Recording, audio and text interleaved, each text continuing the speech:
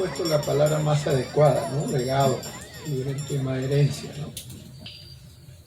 Cuando nosotros pensamos en herencia, tenemos dos maneras de hacerlo, dos opciones.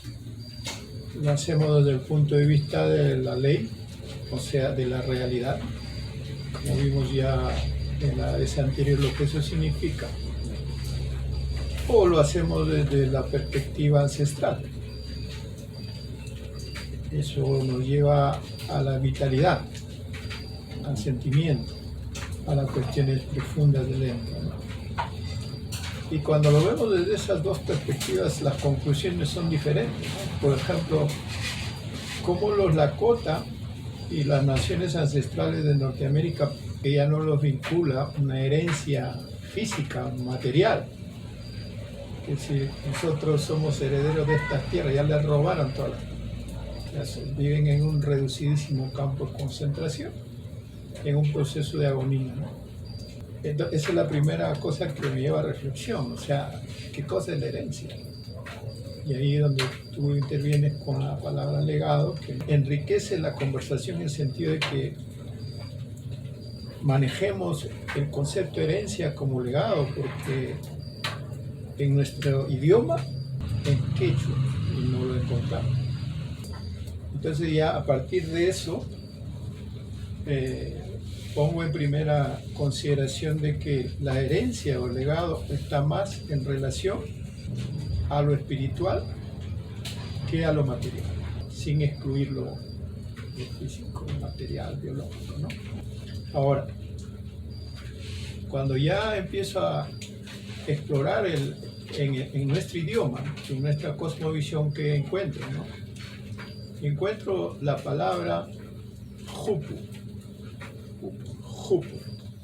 de la cual deriva la palabra jupui, ¿cierto?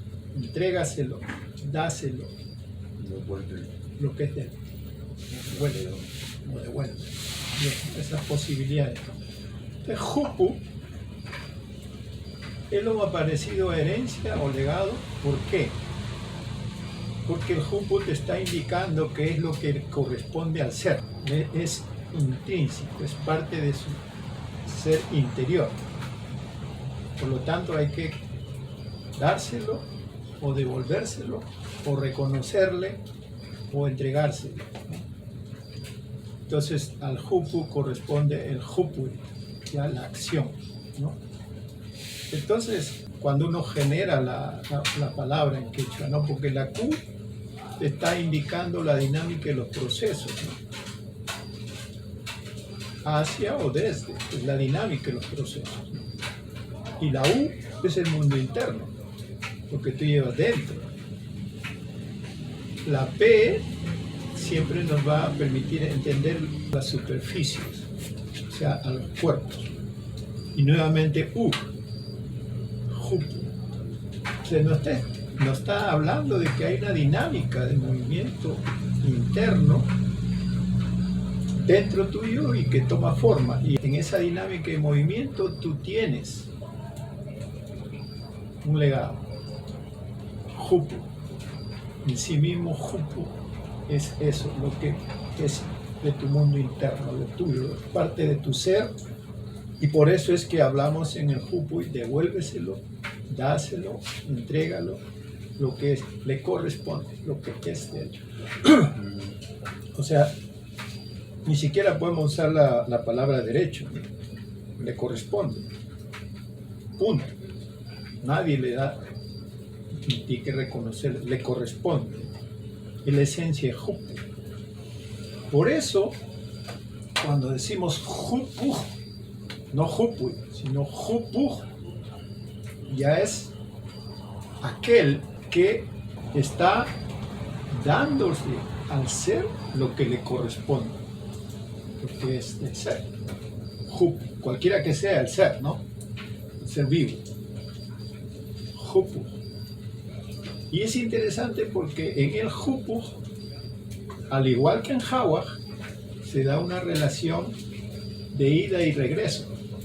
Q, U, P, U, Q. Lo lees de derecha a izquierda Jupu y derecha, porque izquierda y derecha, jupu. De ida y vuelta, ¿qué nos está indicando eso? Que cuando nosotros recibimos un legado, ¿quién es el que nos da aquello que es intrínsecamente nuestro? Nuestro ancestro. Nuestros ancestros son los que nos dan lo que es intrínsecamente nuestro, aquello que forma parte de nosotros, de nuestra identidad, de nuestro ser, de nuestra biología, de todo. Nuestros ancestros nos lo dan, ¿cierto? ¿Y qué ocurre con eso? Estaba diciendo que en el Jupu hay una relación de ida y regreso. Lo que nosotros hemos recibido, que forma parte de nosotros, de nuestro ser, lo vamos a devolver.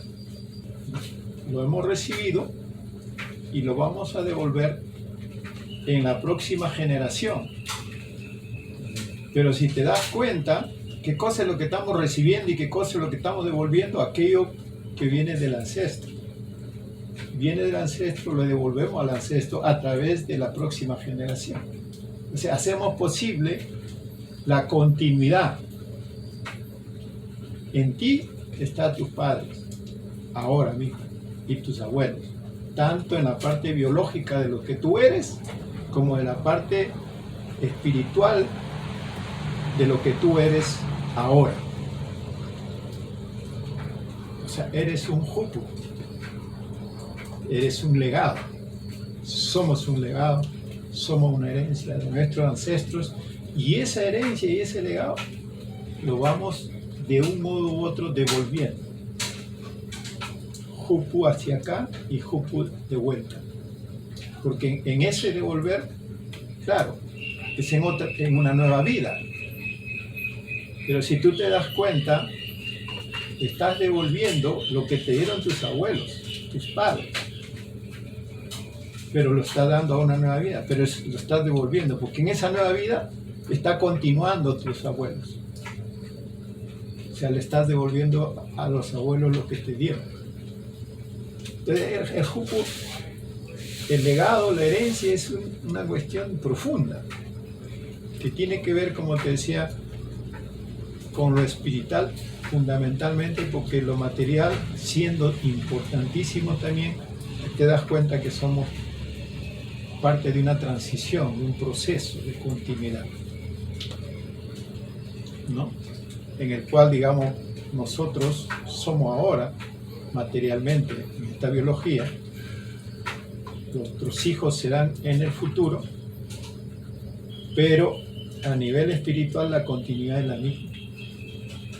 O sea, digamos, por eso es más importante o fundamentalmente espiritual, ¿no? Lo que he observado a través de mi experiencia en el paso por este mundo es de que nosotros fuimos gobernados por la realidad. En nuestra mente ingresó el concepto de herencia, que era un concepto del imperio. El concepto de herencia se redujo al ámbito de lo material y se redujo al ámbito de las transacciones comerciales. Desde los primeros momentos en que los imperios se empezaron a desplegar en la historia de la humanidad, épocas de los imperios que invaden, era la manera de preservar la posesión o la propiedad de lo robado, ¿no? Entonces, básicamente es eso lo que da origen al concepto de herencia reducido a lo que es enteramente un tema de propiedad legal y de disputa de dicha propiedad. Por eso es que nos toca ver en todas las sociedades, en todas las familias, en toda la comunidad, en toda nuestra sociedad, que los seres humanos terminan enfrentados, fracturados por el tema de herencia, ¿no? La herencia, en lugar de ser un legado que fortalece nuestros vínculos de ancestralidad, porque de nuestros padres recibimos, yo, tú y los demás, ese legado, esa herencia. Sin embargo, ¿qué es lo que origina que, lejos de darle continuidad y de devolver ese hermoso legado, terminamos envueltos en disputas por la posesión del aspecto material de esos bienes legados? Entonces se ha distorsionado totalmente el concepto de herencia como legado ancestral. ¿Por qué? Porque la herencia de tus padres, en primer lugar, está en tu propia biología, es el aspecto genético, ¿no? A veces yo me observo, me veo la piel, me veo la forma como está evolucionando mi propio cuerpo y digo, es igualito a lo que era mi mamá o mi papá. Me voy encontrando nuevamente a mis propios padres en mí, ¿no? Entender de que tú mismo eres un legado, una herencia, ¿no? Biológica. Pero en ese paquete biológico que te han heredado espíritu también. No existe la biología como vida sin el espíritu. Una vez que no hay espíritu, tu biología se apaga. Así que si no te legaron espíritu, no existirías ahora mismo, ¿no? Si le pusieras esa misma vehemencia, ese mismo interés por tu legado, tu herencia espiritual, las consecuencias serían otras, porque aprenderías de lo que te enseñaron tus padres, la forma en que eran, la forma en cómo trataban, el cariño que te enseñaron, te dieron, ¿no? Entonces, muchísimas otras cosas, o sea, las cualidades, las virtudes, las cosas que realmente importan y que te hacen ser humano, y que se hacen discursos, ¿no?, por los padres, se hacen celebraciones del padre y de la madre, pero no se recibe ese legado. No se abre uno espiritualmente a recibir eso y aprender de lo que nos han legado, lo que realmente es importante, lo que nos han enseñado en valores, en principios, en ancestralidad. Como decía Rosalía, el modo de vida que te han legado. En lugar de que uno lo vea como cosas que ya se agotaron, en un pasado supuestamente que ya no existe, en lugar de verlo así, verlo en el sentido de reciprocidad. ¿Cómo devuelves aquello que te han legado? Para mí esa es la reflexión inicial, ¿no? Cómo el legado que tú recibes lo devuelves. Y esto me hace recordar lo que dijeron Tupac Amaru y Tupac Katari, que dijeron: volveré y seré millones. ¿Y qué está diciendo? Nos corresponde a nosotros devolverle lo que nos dieron, y entonces cada uno de nosotros en ese proceso estamos encarnando o reencarnando el espíritu de Tupac Amaru, de Tupac Katari. De eso se trata, ¿no? O sea, que no ver como que pasó, recordar los efemérides, discursos, sino reencarnar el modo de vida y la propuesta y lo que ellos hicieron, porque está pendiente de ser realizado. Entonces, ese legado, esa herencia, no tiene sentido si tú lo ves como una cuestión de absorción. Lo recibo, acá me lo guardo, lo devoro y yo lo asimilo y te encierras ahí, porque eso, en lugar de ser sano, te destruye dentro, si no lo devuelves. Por eso me parecía importantísimo de que de toda la experiencia de vida que hemos tenido y lo que nos han legado nuestros ancestros y lo que nos han legado incluso otros de sus ancestros, de la comunidad, de nuestros hermanos, que también en un segundo plano nos están legando cosas, tiene que haber la reciprocidad. Es decir, devolverles quiere decir: hermanos, estamos recibiendo, como ahora estamos recibiendo las palabras de Russell Mills, ¿no? También estamos recibiendo ese legado, esa herencia, porque queremos, ¿no? ¿Y cómo lo recibimos? Devolviendo. El otro aspecto, el tema de herencia, es que tiene un aspecto del ser individual y tiene un aspecto del ser colectivo, ¿no? Como colectividad. En ese aspecto es que podemos entender, por ejemplo, el legado de los Lakota, ¿no? El legado de los Chancas o el legado, la herencia del Tahuantinsuyo. Muchas veces se da la expresión, somos herederos del Tahuantinsuyo, ¿verdad? Somos hijos del Tahuantinsuyo, hijos y herederos del Tahuantinsuyo. ¿Qué significa eso? ¿No? ¿Qué significa eso? Significa que tenemos un legado en nuestro ser, ¿no es cierto?, interno, y ese legado es a través de nuestros propios directos padres y abuelos, como de nuestros abuelos colectivos de las comunidades, ¿no? Los ancestros de la colectividad, de los pueblos de donde nosotros venimos, ¿no? De los ayllus, de las comunidades, de los pueblos, ¿no? Porque los pueblos, así como los individuos, como las personas, los pueblos tienen también una personalidad, más que cuestiones de personalidad jurídica, de una personalidad integral, física, territorial y espiritual.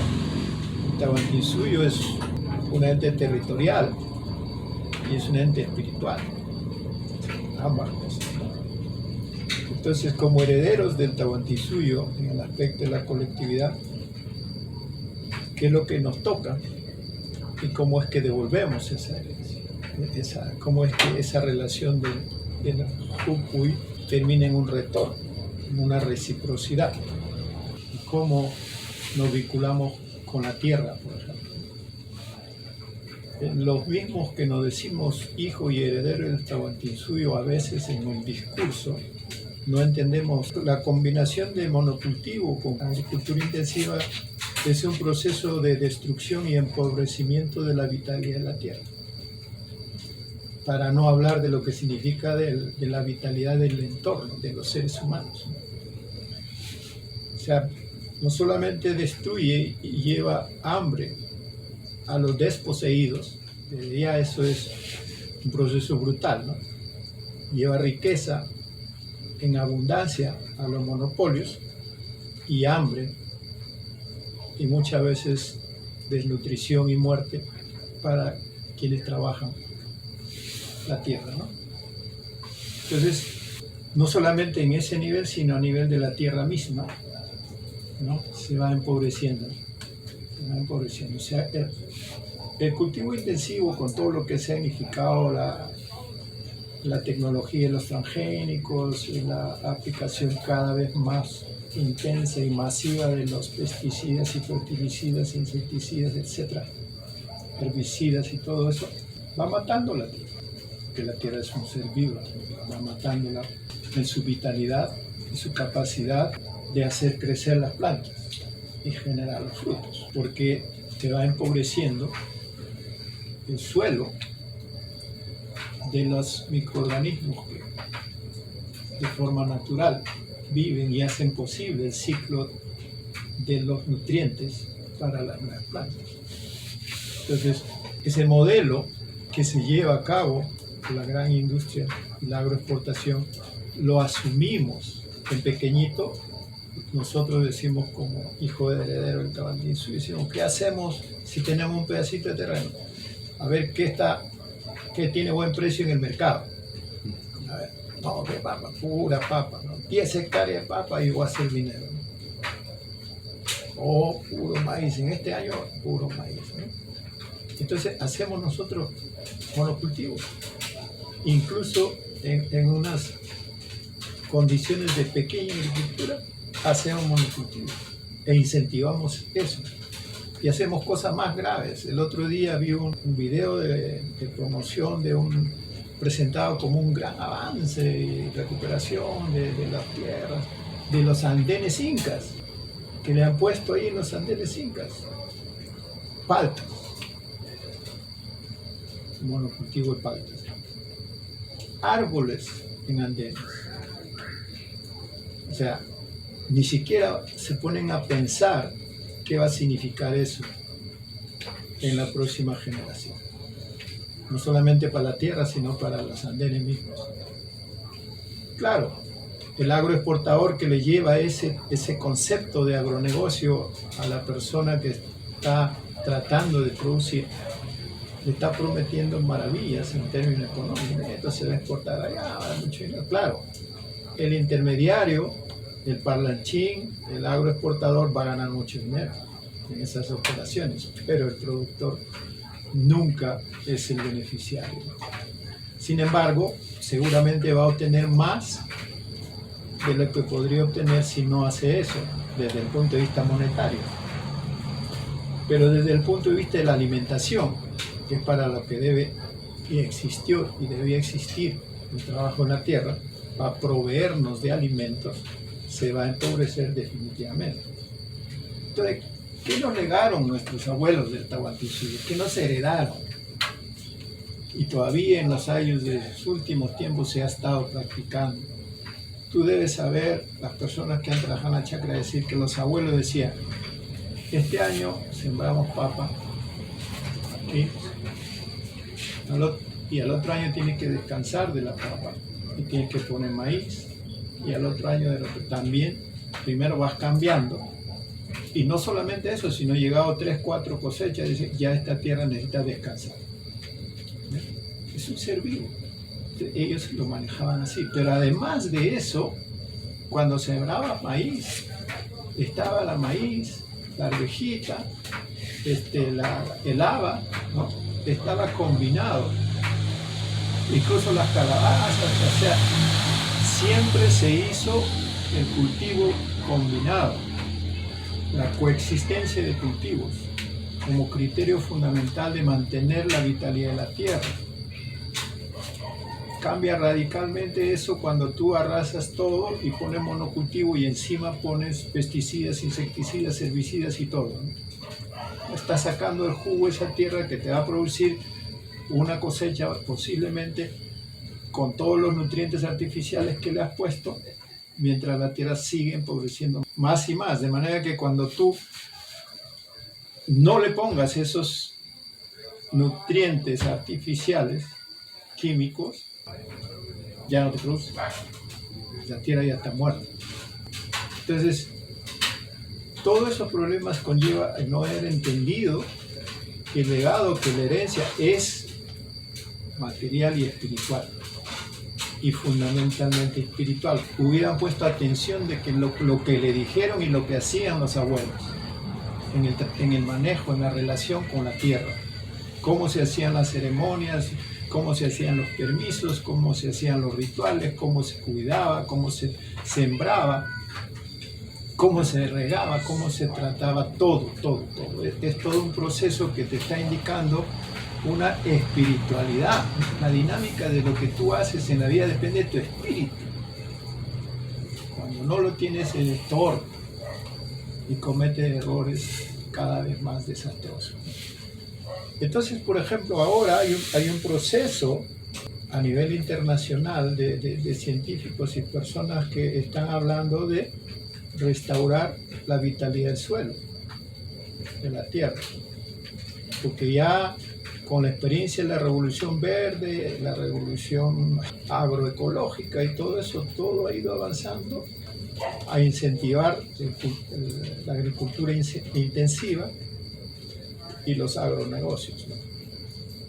Como consecuencia de todo ese proceso, el empobrecimiento de la tierra, del suelo, se ha hecho cada vez más grave, y de manera de que cada vez más es imposible que la tierra te produzca si es que no dependes de los insumos que te provee la gran agroindustria.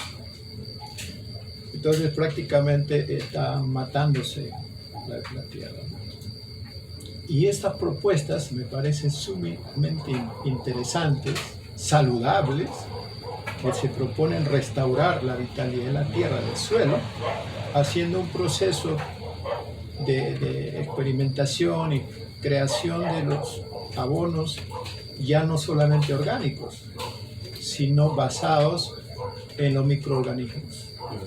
en la siembra de microorganismos, ¿sí? Para devolver a la tierra toda la vitalidad que le corresponde, porque nosotros tenemos vitalidad gracias a nuestros microorganismos que son nuestro sistema inmune. Y es exactamente igual. La tierra tiene su salud, tiene su equilibrio, tiene su balance, gracias a su sistema de microorganismos que están viviendo en el suelo, ¿no? Entonces, el restaurar eso es un gran paso. El hecho de que quieran restaurar la vitalidad de la tierra es extraordinario y digno de ser elogiado, definitivamente, no importa quién lo haya hecho. Es lo mismo que nosotros queremos hacer cuando hablamos de restauración del Tahuantinsuyo. Estamos hablando de restauración ya no solamente de la salud de la tierra, sino de la salud de todo el cosmos que rodea, incluido, allí estamos nosotros como microorganismos. Nosotros estamos cumpliendo el papel de microorganismos cuando hablamos de restaurar el Tahuantinsuyo. Tenemos un papel que cumplir en la vitalidad de ese territorio y el espíritu del Tahuantinsuyo. De restaurar significa que tú vas a una estructura derruida y lo vuelves a levantar. Con esas observaciones. No es que tú vas a una estructura derruida y construyes otra cosa, sino que la restauras y vuelve a lo que era. Entonces, cuando destruyen el Tahuantinsuyo en cuanto a toda su infraestructura, el colonialismo destruye y sobre sus ruinas construye otras estructuras. O sea, usa sus cimientos y para crear y construir las iglesias. Usa sus cimientos y la mano de obra esclava de los indios, incluso la técnica de esos indios esclavos para reconstruir esa, pero ya dentro de otra propuesta, otra construcción, otra estética, otro propósito, otro todo. Por eso es que nosotros vemos en el Cusco todo lo que se ha construido sobre las ruinas de la estructura del Tahuantinsuyo.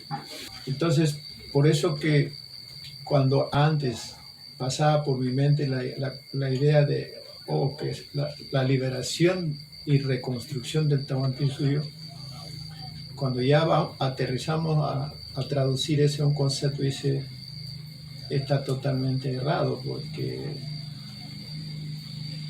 ¿qué es lo que vas a liberar? ¿Qué es lo que se libera? Lo está destruido. ¿Qué es lo que liberas? O sea, tienes que restaurar. En ese proceso de restauración se va liberando. Pues si no hay restauración, es imposible liberar nada.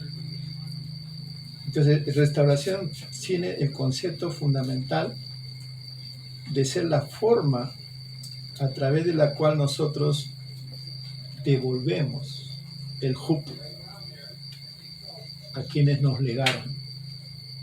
¿Entiendes? O sea, los ancestros de nuestros ancestros incas del Tahuantinsuyo nos legaron todo eso y que ahora está ante nuestros ojos presente en las huacas. Toda esa sabiduría.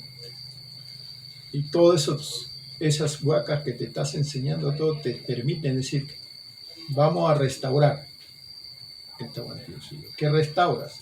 Restauras los principios fundamentales sobre los cuales se construyó esa experiencia de convivencia de los años. Eso, o sea, el Ayuya Masúa, Amajiña, Amauca, todo eso, ¿no? Y para la restauración, y aquí va lo fundamental de lo que estamos hablando, en sus orígenes, en su raíz y en todo que es la herencia, viene el jupu. Hay que restaurar el jupu. Entonces, esto es lo que me permitió comprender de que el jupu era la pata que faltaba en nuestra visión cuatridimensional de Aini, Minca, Mita. Solo hay tres. Entonces, el jupu es el cimiento. Sin jupu no hay Aini, no hay Minca, no hay Mita. El jupu es el cimiento. El jupu los antecede a todos. Jupu, jupu.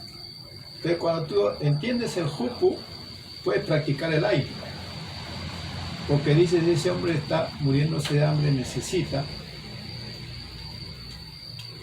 ha acudido a mí, y yo le doy lo que por naturaleza, por ser un ser vivo, le corresponde. No hay nadie que decida que si tiene o no tiene. No, eso es parte de ese ser. Ese ser necesita comer, yo le puedo dar y me lo está pidiendo. Le doy. Aini. Y como es así, el Aini no va a implicar que yo le voy a decir, oh, yo te he prestado el otro día, te he dado de comer, devuelvo. Eso no es así.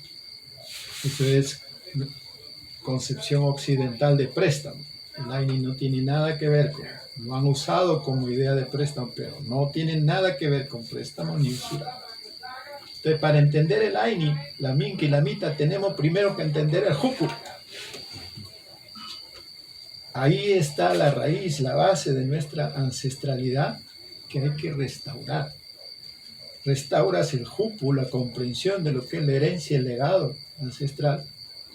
Entiendes la reciprocidad de ese legado para que tú devuelvas a través del Jupu eso, y entonces restableces una armonía, restauras esa armonía, y es un inicio para empezar a caminar en ese proceso de restauración.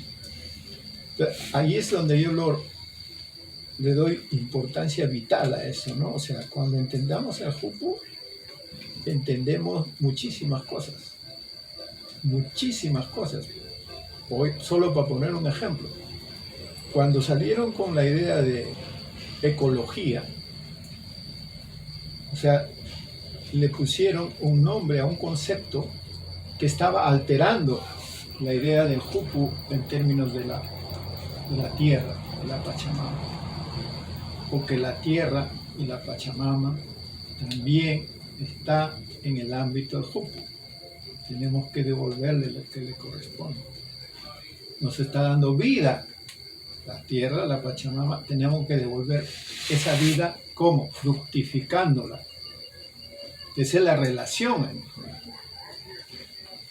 La ecología no, tiene otras connotaciones.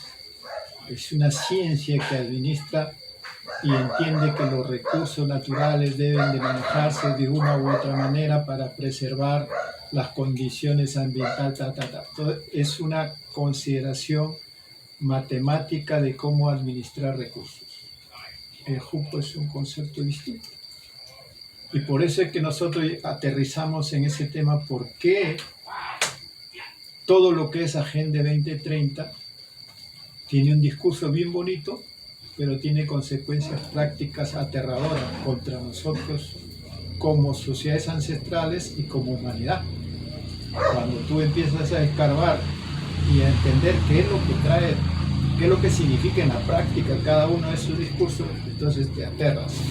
Si no tienes una comprensión de nuestros valores ancestrales que nos han heredado, que nos han legado nuestros abuelos, pues te vas a dejar engañar, inevitablemente, ¿no? Sí, yo creo que esto es parte del Jupu, en el sentido de que la intención es devolver todo el legado, toda la experiencia, toda la herencia, tanto de mis padres a nivel individual, de mis abuelos, como de nuestros padres, nuestros abuelos a nivel de colectividad. Entonces ambas cosas se combinan y la gente lo ve con temor, porque como que lo asocian a la limitación, ¿no? O sea, si yo recibo y me lo guardo, estoy bien, me protejo. Pero si yo recibo y lo devuelvo, como que me quedo desprotegido, ¿no? Como que tengo miedo. Creo que he notado eso en mucha gente, incluso cuando les digo a las personas, los incas somos seres que entendemos que la vida es un proceso largo, digamos. Y me dirán, este está loco, a ver si es cierto. No, no, porque tienen miedo. Lo que hay que entender es que en este proceso de dar y de reciprocidad lo que se crea es la abundancia. Eso es lo que se crea. Y al crear la abundancia, el beneficio de la abundancia es para todos. O al menos en nuestra cosmovisión ancestral y en nuestro modo de vida ancestral, hacia eso vamos. Y el disfrute debe redundar en todos, ¿no? Sin que eso tenga que ver con una cuestión de socialismo y de distribución. Nadie está distribuyendo ni tomándose derecho de distribuir nada, no. Es lo que crea cada quien, lo que comparte, lo que da y lo que recibe, ¿no? Entonces, si tú no creas, no compartes, no das, lo que sea que tengas que dar, la relación que vas a establecer con el recibir va a ser igualmente pobre. O sea, no. Lo importante es que aquí todo el mundo puede dar. El mendigo que está caminando en la esquina pidiendo limosna tiene que dar, algo tiene que tener que dar. El problema está en que él tiene que estar decidido a dar y a recibir, ¿no? Entonces, las personas que son emprendedoras y que se dedican trabajando duro y dan mucho y también reciben mucho. O sea, no es una cuestión de que alguien se va a atribuir el derecho de decir, ya, yo voy a distribuir esto en partes iguales, no tiene nada que ver con eso. Creo que la dinámica natural de ese proceso crea abundancia y crea equilibrio por sí mismo, ¿no? Porque se está estableciendo sobre bases espirituales bien equilibradas, ¿no? Y debe responder a esa base. Por eso es importante restaurar. No reconstruir con los materiales y con lo que me dé la gana, sino restaurar, volver a lo ancestral. Esto es tan importante ahorita que en lo que se refiere al Tahuantinsuyo, en este momento y ahora mismo, las posibilidades de hablar de restauración es bastante mínimas. En este momento, no quiere decir que eso sea la fatalidad histórica.